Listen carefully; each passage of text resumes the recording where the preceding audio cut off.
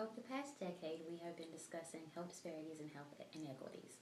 And we have gotten to the point where now we know what the gap is, but we have not still addressed these gaps. So it's important now that we go back to our communities and really look at what each community suffers from. It's at the point where we need to go to each community and realize that each community has their own disparities and each community needs their own plan for how we address these disparities. Communities are the foundation of how we look at how healthcare can be improved. And if we don't start there, then we will be going in a circle trying to reinvent the wheel, trying to address these gaps. I'm a doctoral and public health student at Morgan State University.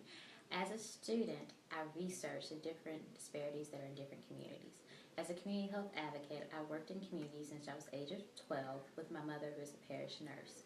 We have gone out to community health fairs, community events, organization, addressing individuals and finding out what their particular concerns were and how we could better use the community resources and different stakeholders to help them individually. So over the past decade, I've looked at the efforts between research, policy, and also community advocacy to see what we can do to address these issues. In addressing health disparities, we need to ensure that we include policymakers, our community stakeholders, our researchers, and everybody on the community level that needs to be involved to make sure we create effective policies and effective resources for our communities. It starts out with us going to the communities to find out what the need is, and then the need then gets translated into research to figure out how we can best effectively address these needs. We take this research then to our policymakers, who then create effective policies from the credible research, and then the policies provide resources for our community organizations to go back to our community citizens. So it takes a huge amount of effort from everyone's part to make sure that we are effectively addressing health disparity. The hugest disparity we have right now is finances. More programs are getting cut than added.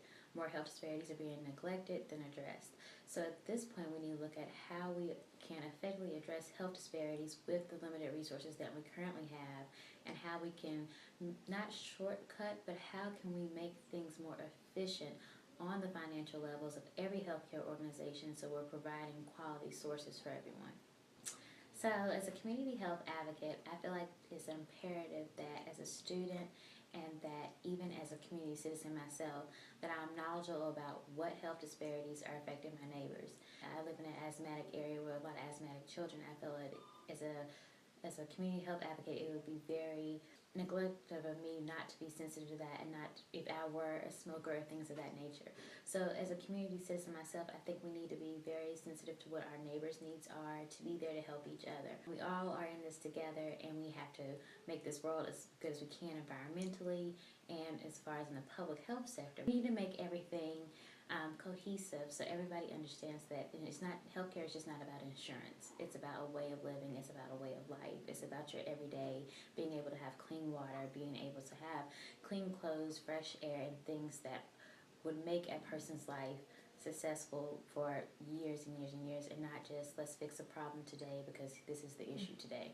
As a community health advocate, I feel it's imperative that all communities take an active role in creating the best health for themselves. It's almost impossible for policymakers or researchers to know what the issues are if our community citizens aren't speaking up, if they aren't proactive about their own health. As a community citizen, I urge everyone to find out who their local policymakers are, find out the local universities doing research, and how you could be a part of the research.